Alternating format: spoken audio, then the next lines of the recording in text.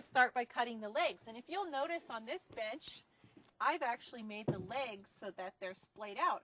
This is looks complicated, but with the right plan, it's easy to do. Just watch and see. First thing we need to do is pick out some boards, and what I have here is just a basic 2x2. With any board, you want to make sure that it is very square and it is straight. The easiest way to do that is just to pretend that the board is an arrow on a bow, and you look down the board and look for any crooked parts if the board is going to the side. And also you want to check and make sure there's no significant cracks. So there is a few here. What you would do with a board that has a good portion but then some bad portions is to use the good portion and discard the bad portion. So that's what we'll do. And I'm going to need 2 of these. Check this real quick. You don't know how many funny looks I get at the hardware store with my flatbed cart doing this, but a bad board will screw up your entire project, so you want to make sure to start with good straight boards. Now that we know our boards are nice and square on the ends, it's time to start cutting them. I have my saw set at a 5-degree bevel and a 5-degree miter, meaning that we're going to cut the board so it's at a double angle, if that makes any sense, which will create the legs that are splayed outward. Safety first. I'll get my glasses on, and we're going to cut the end of the board, which you should do regardless of if you have an angled cut or a straight cut, to make sure the ends of your board are square. So we'll just go ahead and make a quick cut here. Since these cuts are, both ends are parallel, we can just simply slide the board down, take a quick measurement,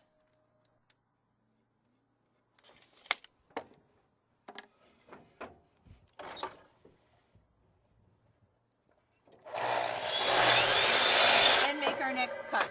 With that, we have one table leg one bench leg that is completed. And I'll just keep cutting legs. And we've got our table legs cut. How easy was that? Now, one of the things that I like to do when I'm working with small angled cuts, especially if there's a double bevel, is it gets really hard to tell what is the inside corner and what is the outside corner of the leg. So a little trick that I have learned is to position the legs as if they were on the piece of furniture. And I just make an X on each inside corner at the top. And I know now that this X is always the inside of my bench.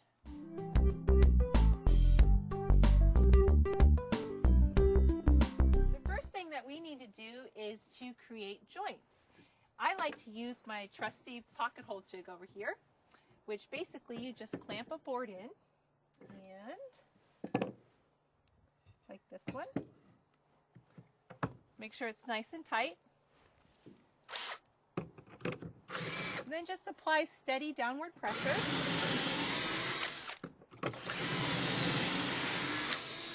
And do it on the other side.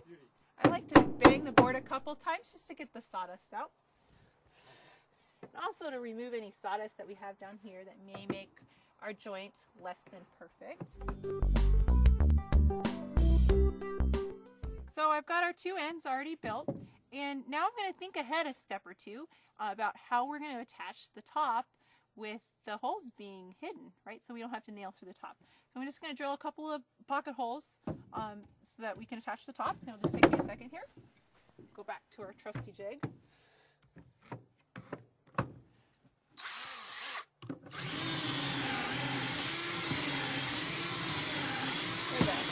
There's a knot there or something. Sometimes when it gets a little bit tough, you're just hitting, yep, so you can see there was a knot there that it wasn't liking. And we'll just go ahead and drill one more.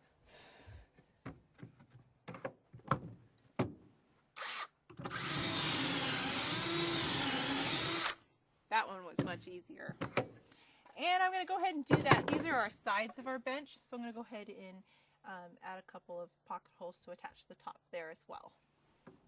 Now we can start assembling this bench. It's going to start taking the shape of something that you could sit on, something that you could store something on, something that you could give as a gift at a wedding, something of value to you. A similar bench like this one could cost a couple $100, and it would probably be made of, you know, particle board or MDF or other pressed wood products. This bench is made of solid wood, meaning that it can take quite a bit of abuse, that if it gets scratched, you can just sand it down and refinish it. And there really just is no substitute for the beauty of solid wood. And we've just got 2 left. Now we're going to get to the fun part, putting the X in there and putting the top on. And of course, the real fun part is having a beautiful bench that you can use and none of the guilt. You won't have to try to explain to your husband that, you know, you splurged on a new bench, but you might have to try to explain to him why you're using his tools all the time.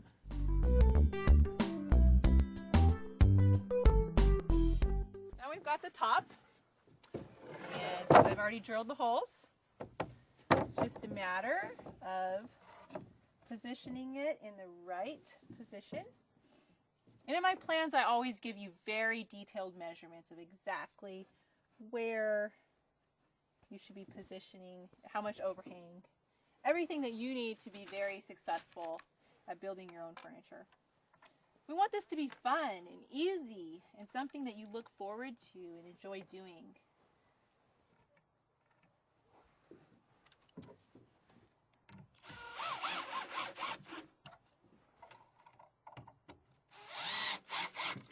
Okay, so a couple more screws. How easy is this, huh? Anybody can do this. I mean, trust me, if I can do this, anybody can. I'm like a total girly girl. I'm not tough. I'm not a tomboy. Just a mom that was sleeping on the floor, the mattress on the floor, and wanted nice furniture, wanted quality furniture that's not going to fall apart, and refused to pay thousands of dollars for it, and decided, you know, it doesn't take big muscles to run a saw or to use a drill. It just takes, you know, a little bit of education and experience and a little bit of confidence and, of course, a really good plan. And already got a screw there. Okay, so what do you say? We got a bench?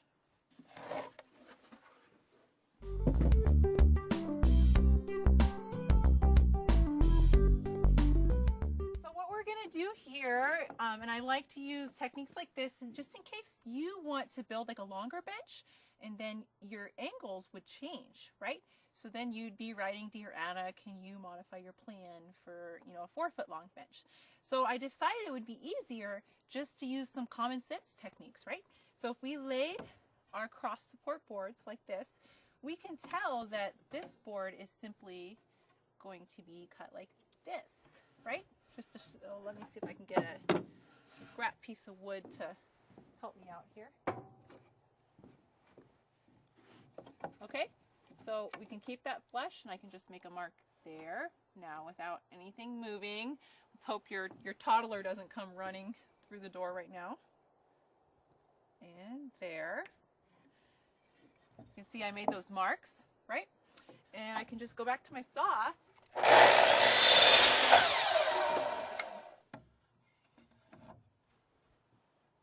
Looks like I was a little bit off there.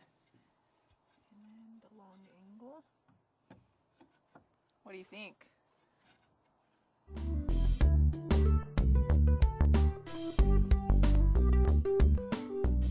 So now I've fit our cross braces, and these actually, they add a lot of structure and support to the piece, but I also think they're just cute, right?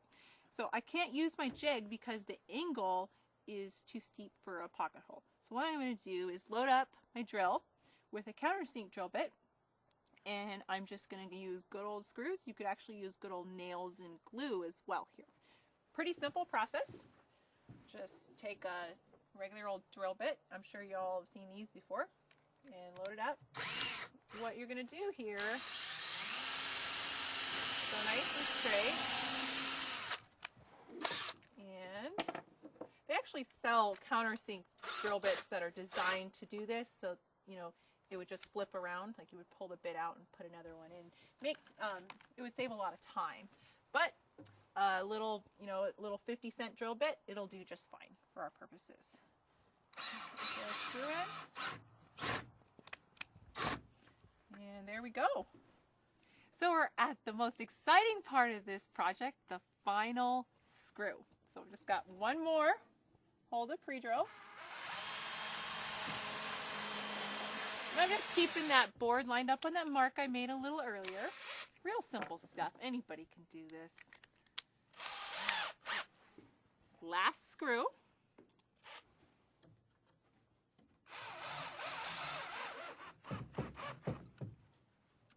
And with that, we have a bench.